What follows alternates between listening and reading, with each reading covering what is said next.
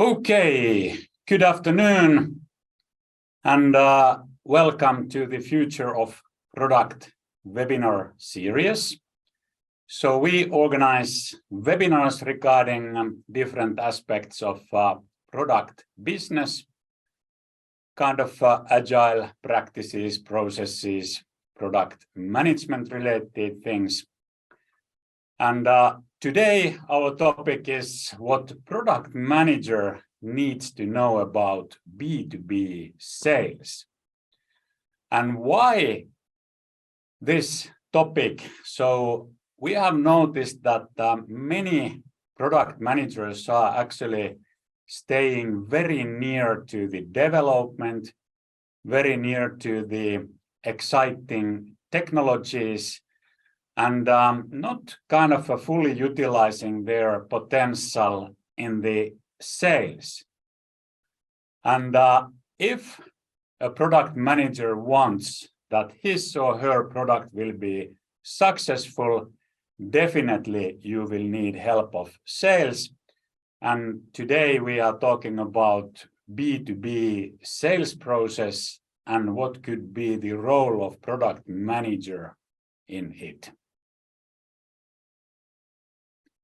So today, my name is, it's on the other days as well, my name is Antti Suvanto. I have long background in product management. So I have been working as a product management consultant for 10 years. And before that, I used to be a real product manager. So today I will have a role more on the product management side here. And with me, I have Aki Roivainen. Hello, everybody. Yeah, indeed, my name is Aki Roivainen, and I've been working in sales roughly about 15 years. Okay, maybe in 7-8 different companies, depending how you calculate. I have also had my own business.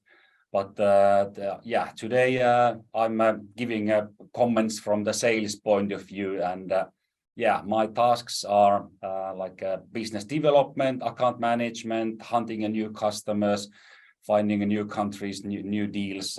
And in my title, I like to say like I'm a business for business sales guy. Small flavor difference to business guy, meaning like B4B is that when I sell, I rather sell business for business, meaning perhaps new subscribers, new consumers, new users, new turnover, new revenue, whatsoever that increases the business as such. So I would like to not sell any costs to customers. So that's a small difference between B2B or B4B.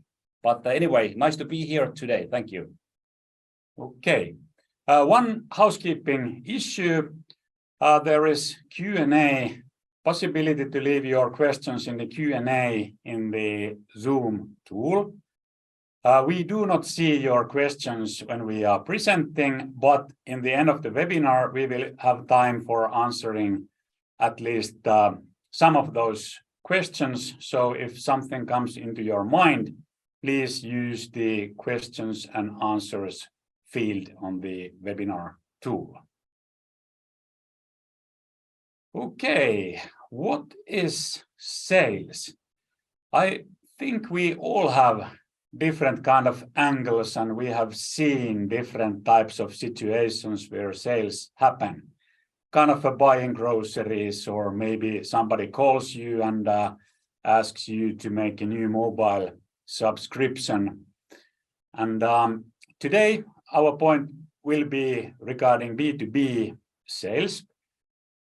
And maybe one way of looking this kind of a common view is that the more the salesperson is talking and telling about the product or service or the company he is working for, the louder the voice is, the more of radio time he will have towards the customer, more successful he would be.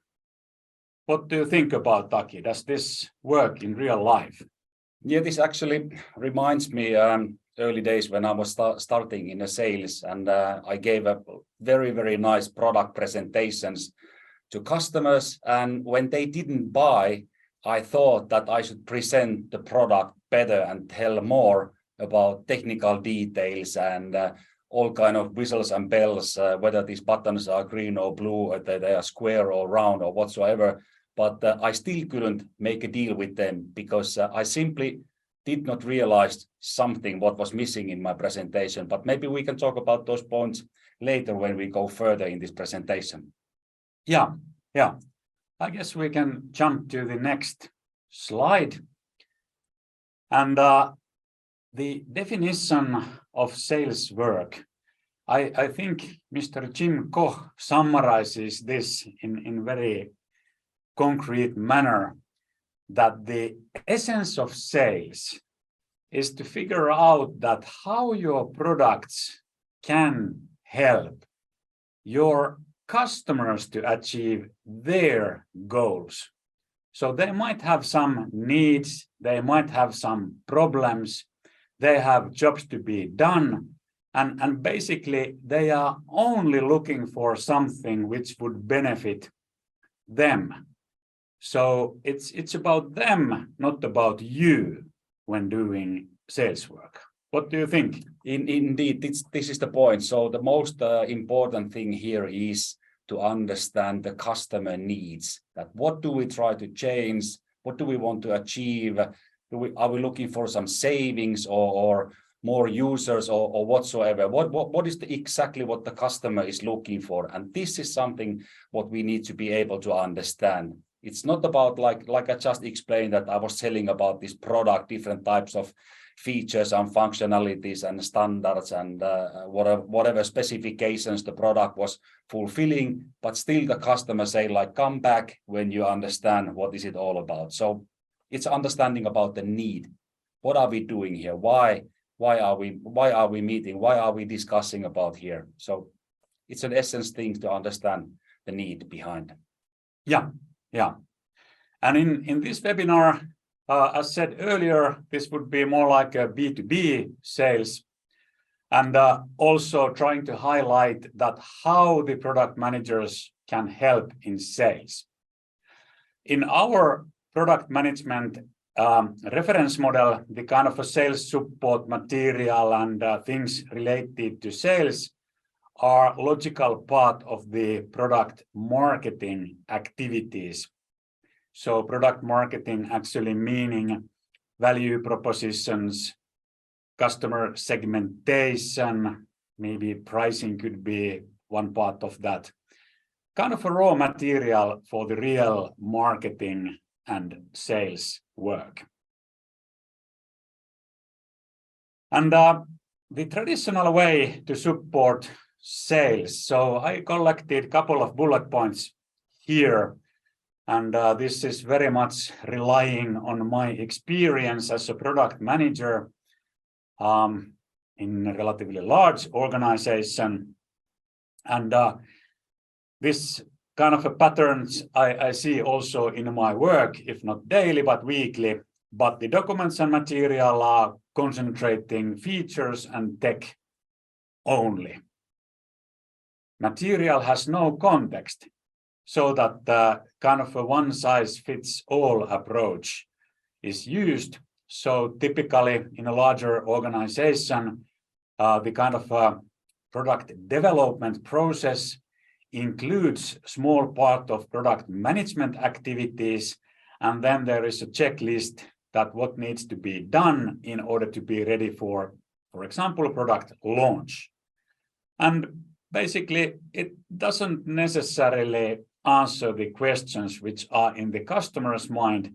It's more like a kind of process perspective, lists made for internal purposes, and of course containing a lot of good stuff, but still focusing more to output rather than outcome in form of increased sales or growth.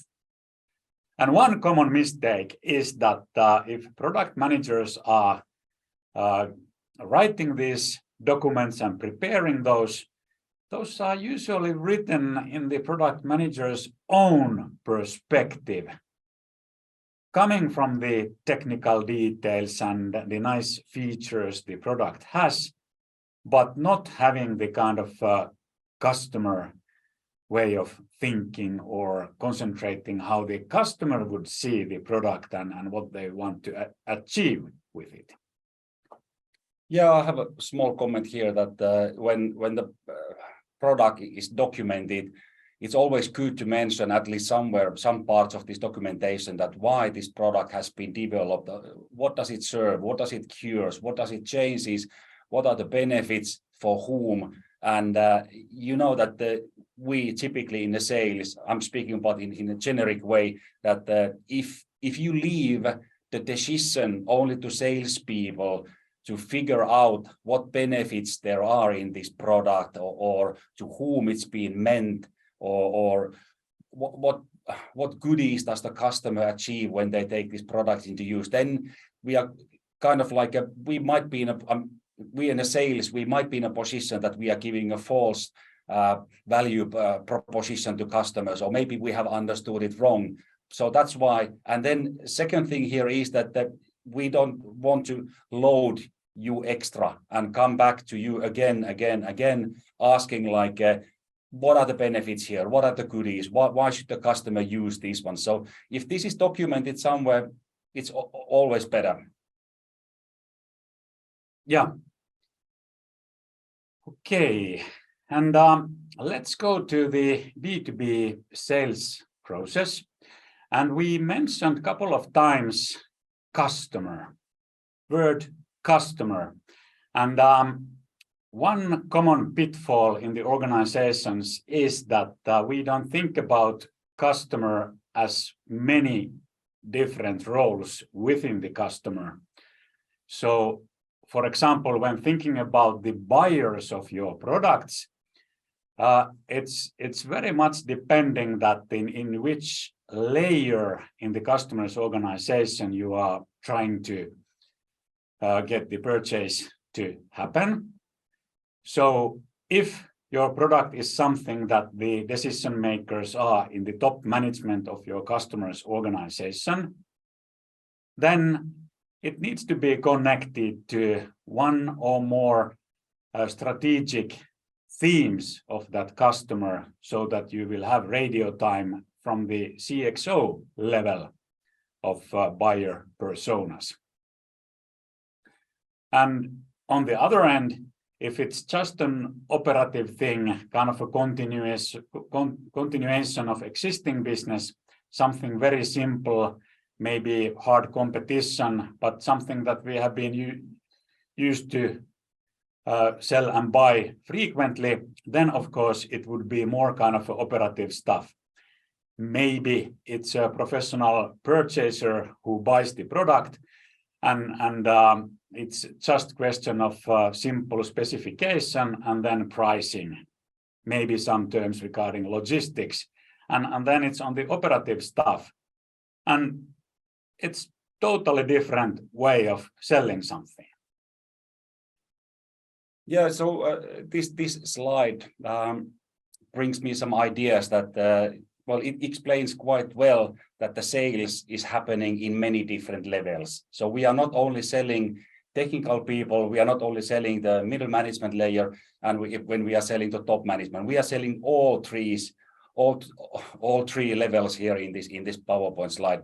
And naturally, the message must be totally different, because operative staff and operational people, they want to understand exactly like what happens if I press this button, or how fluently is this process going, or how does it change my work, and what kind of time savings, for example, I'm gaining here. Then again, as you understand the top management, of course, top management is looking for like, okay, if we go with this company, the product, the solution, what kind of strategic advantage we are getting versus to our competitors. So they're looking these benefits and goodies from totally different angle than the other guys. So in that sense, we need to have a different message, different layer.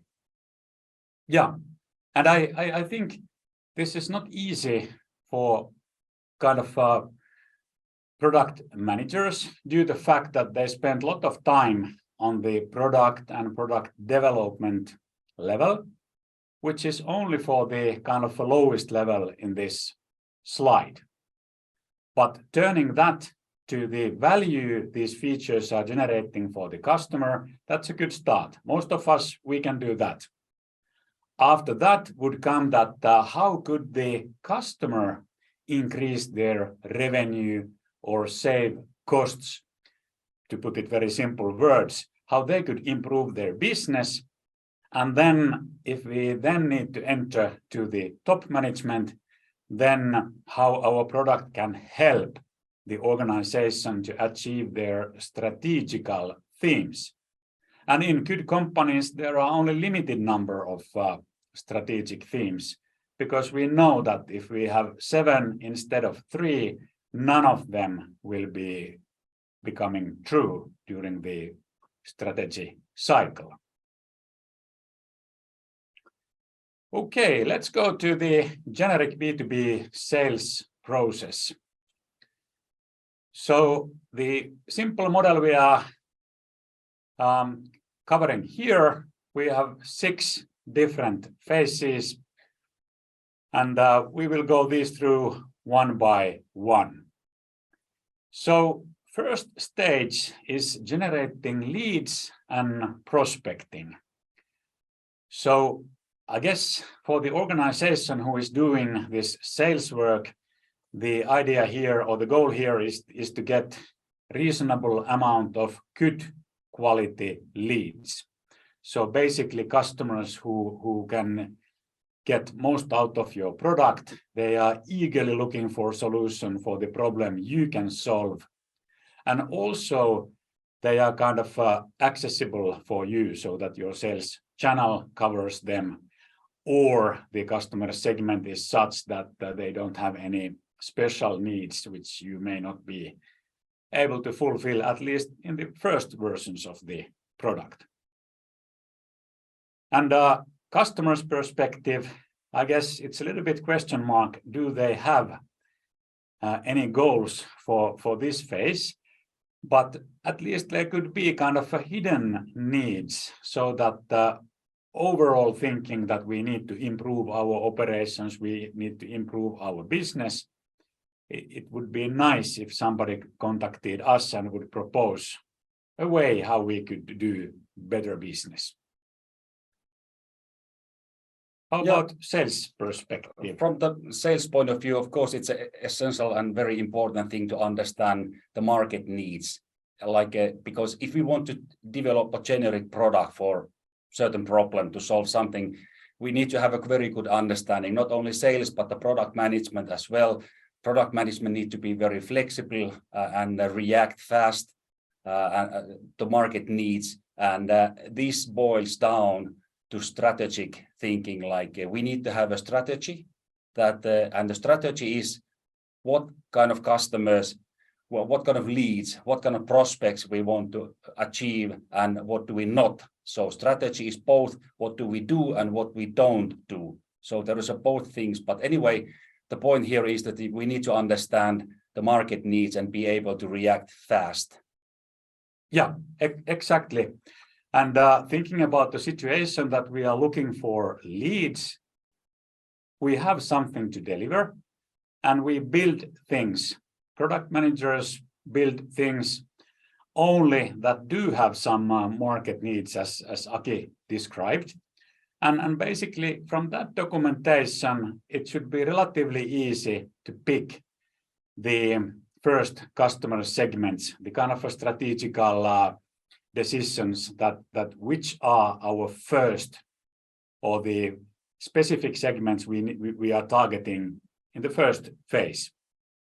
So it's not usually a good strategy of trying to get one customer for each market area, but much better is that if we select 1 or 2, and then we get higher market share there, so that the message of our good product will spread in the industry of our customers, and from that we will get good reputation, and then the sales efforts will be easier to do.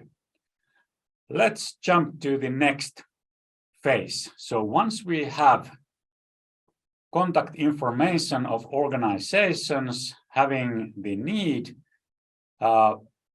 being kind of serviceable on our behalf, then we need to contact them. And this is often misunderstood, so that the initial contact would be actually selling something.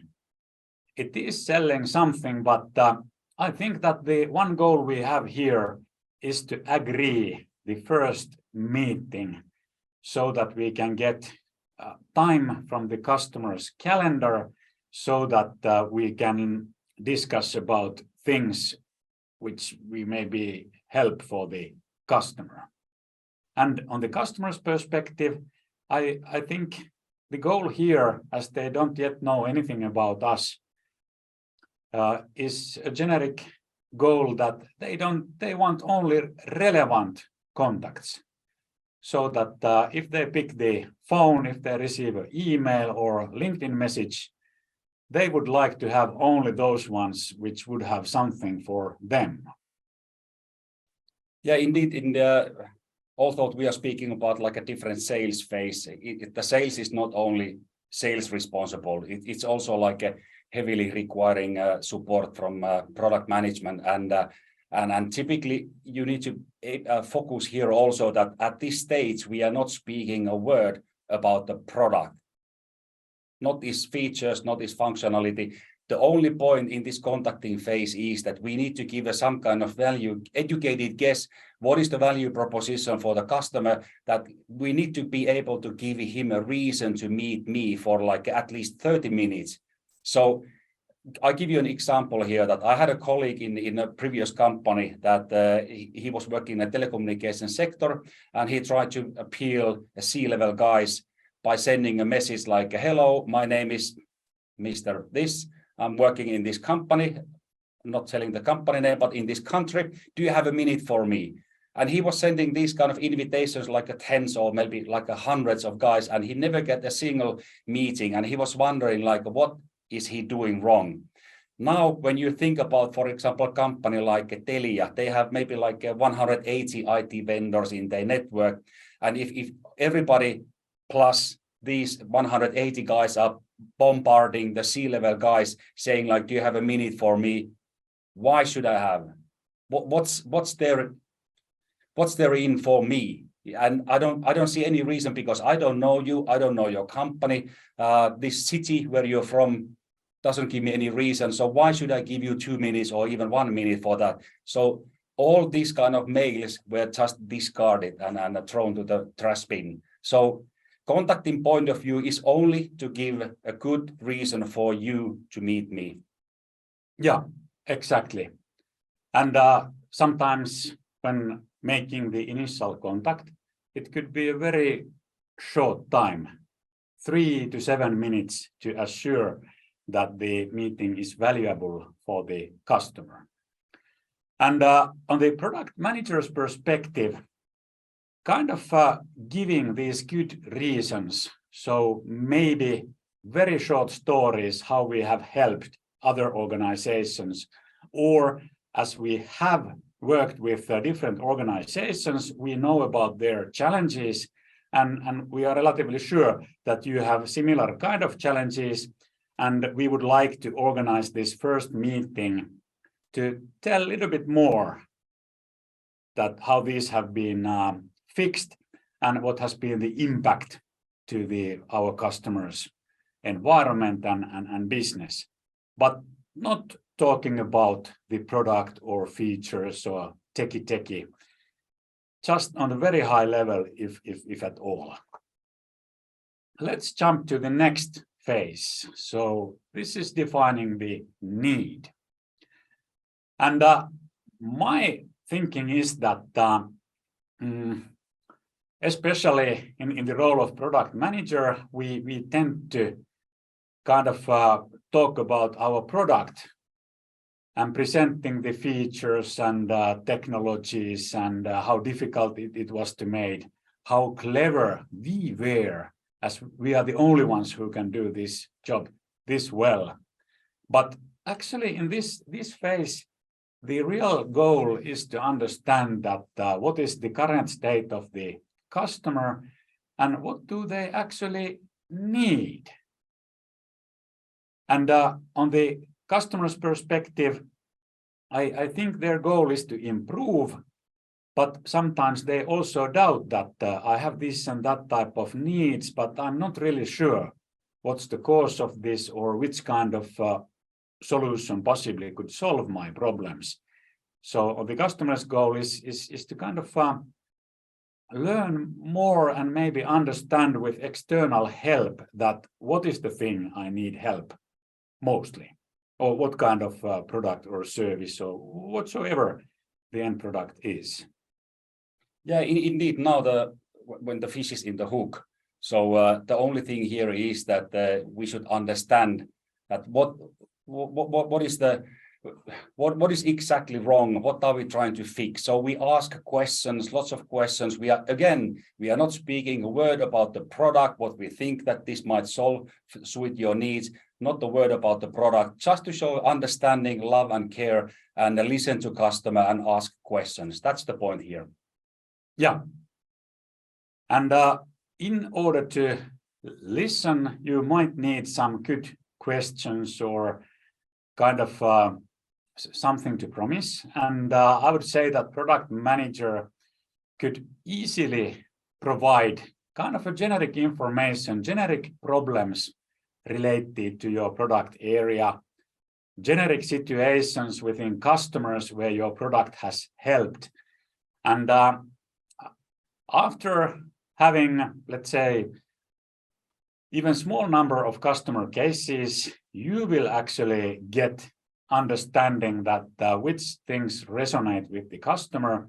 And if you can equip the salespersons with 3 to 5 kind of resonating questions, that would be extremely good help to get the most data possible in the initial sales meeting, or it could be several meetings, but at least on the starting point. Let's jump then to the making the offer stage. And here we start to talk about the products. Of course, there might be some demonstrations or whatsoever and to demonstrate the value our products can make before we actually make the commercial offer. But the target here is to create a winning offer. And on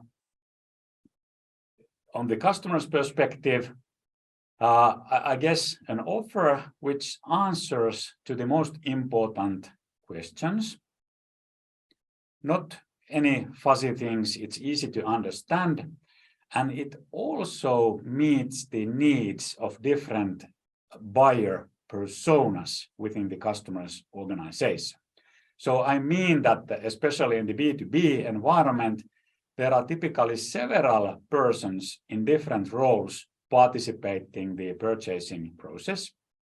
And you need to be able to fulfill the needs of all of these buyer personas. And they need to be able to find the answers for their questions, which might be very important ones in order to close the deal, but not related to the product, at least on the technology perspective at all. Yeah, there's no time any longer for sweet pep talking, sugar-coated speeches. Now everything comes down black on white, and we give a written promise that we need to commit later on. So here, the product manager role is indeed at least, well, if not earlier, make sure that we don't overpromise anything what we cannot deliver. But again, making a purchase easy for customer, that's the point, and erase all the possible obstacles that there might be for customer to make a decision, because many times the approval goes to different layers, different managers, different directors, whatever, presidents. So everybody needs to understand, like, what is this offer all about? Why should we commit to that? Is it safe to do? Are these guys secure and future-proof guys? And am I going to have any kind of problems with this? So pretty much everything should be there in this offer. If they are not there, the sales cycle gets prolonged, and then things are getting typically more difficult. But that's the point here. Yeah, and how product managers could help here is definitely to highlight the advantages and strengths of your product, but especially focusing on the value to be created to the customer, to customer's business, and that kind of argumentation. Sometimes there might be some kind of risks or kind of concerns of the customer. If there is kind of a pattern that similar issues will raise in several customer cases, that's definitely a sign that something special need to be prepared to address those. The technical part and listing the features, that's typically easy for product managers, but thinking about these customer value related things, how customer can benefit from the product, and sometimes also listing those different buyer personas, which we typically meet during the sales cycle, that would be also very helpful and should be available for every single product. Okay, let's go to closing phase. So it's self-evident that we want to close the deal. And on the customer's perspective, I think if they have made the decision, they want to have kind of an effortless process to get the formalities done, and including feeling of safety, so that there is such a level of trust that the customer feels good even they are signing and kind of committing to invest to our products. Yeah, typically when this customer goes further in this sales pipe, we are getting closer to closing the deal. The role of product management and product managers, it gets less and less, but still the major thing here is that both sales and product managers understands the situation where we are. So there must be a constant information flow back and forth, yeah, we need to be aware that what do you need to deliver, because sometimes if we give a value proposition to customer, when we are moving to the next phase, then you need to be able to, you need to have to be in a position that you know what is expected from you. So there is some moment there needs to be a handover from sales to delivery people, but about that in the next phase a little bit more. Yeah, I fully agree that this closing phase is something that it's owned by the salespersons, and closing needs both logical reasoning and emotional side. So this is really expertise of sales, and anyway, sales is the owner of the sales process. Kind of all the activities during the sales process are kind of managed or maybe led by the sales organization. But in the closing phase, if the product managers do have not necessarily made, but taken responsibility that all the offer templates, maybe contract templates, service descriptions, whatsoever related to their products are updated and available for the sales process, that would be extremely helpful. Sometimes these are kind of owned from other departments, but still there might be some kind of a product specific stuff, and product manager's responsibility is to keep those in good shape and available for all these phases. Okay, then the delivery phase. In this phase, it's very easy to fail, so that especially buying some renovation jobs, or sometimes when the sales steps aside, then everything changes to be more difficult and challenging. And I think on the customer's perspective, the main goal here is to get value with minimal effort from the investment or purchase. So it would be very important on the customer satisfaction point of view that the customer can get value out of the product you just sold easily. Yeah, indeed. So in this phase, we also speak about the expectation management. So when the sales and or the sales guy, we have given some value proposition to customers, and they have got some understanding like, aha, these guys, they can solve my problems. It's safe to proceed with these guys. But then when the different guys comes to the picture and they start delivering, and if they don't know what has been spoken and what has been agreed, what should be delivered to customer, the customer might feel like, oh, this is not exactly what I have purchased, and definitely he's not going to feel happy. And this might have some severe impact on the cross sales or upsales opportunities, or it might cause some after sales difficulties that we need to tackle. But that's why it's an essential thing that also delivery phase, everybody knows exactly what is expected. And maybe even if you do training, then you need to be able to understand like what do you need to focus on? Yeah. Basically, the delivery is not typically in the responsibility of product management or product managers, but it's very good that if you model the kind of user's journey so that the product manager knows how the product will be taken in use, what are the phases there, and then there is a clear process how things happen, so that all the handovers required from sales to delivery to support organization, those will happen smoothly, and those are also somehow monitored so that we can get feedback if something is not going well enough, and we can learn and further improve the process. And if the customer is not successful of getting the value from your product, you are not going to get good references. Other customers will not be interested on your product. And sometimes it happens even there is no actual fault in the product itself, but somehow the process fails or there are some missing parts, and it's very difficult for the customer to get the full advantage out of the product. Yeah, and a small word here.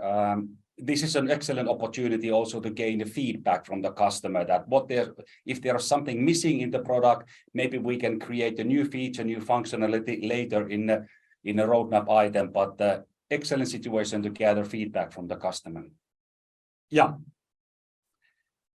Okay, so those were the phases we had here.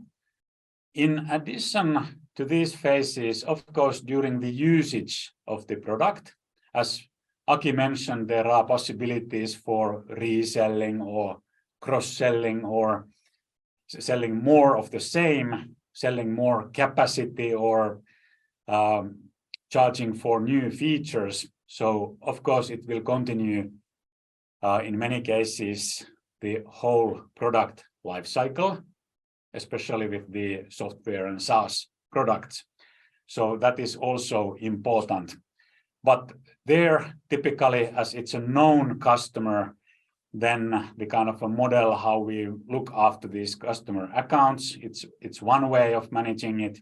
It could be connected to the services we are doing regarding our product.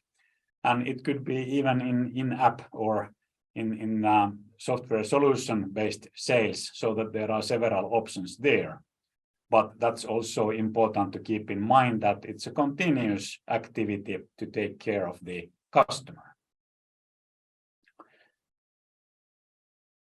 Okay, let's summarize these different phases. So first of all, in the generating leads and prospecting, keeping the focus in key segments so that we only get kind of warm or even hot leads. Regarding contacting, focusing only to get the first meeting or whatsoever is the model we are using, but keeping in mind that it's impossible to close anything here, but it's more like open the discussion with the customer in order to progress on the sales process. Defining the need, that's more listening than being out with loud voice. And in order to listen efficiently, we need to have resonating questions. And there, of course, product managers can be a valuable resource. Making the offer, it's about removing any obstacles for buying your product and also remembering who are the buyer personas.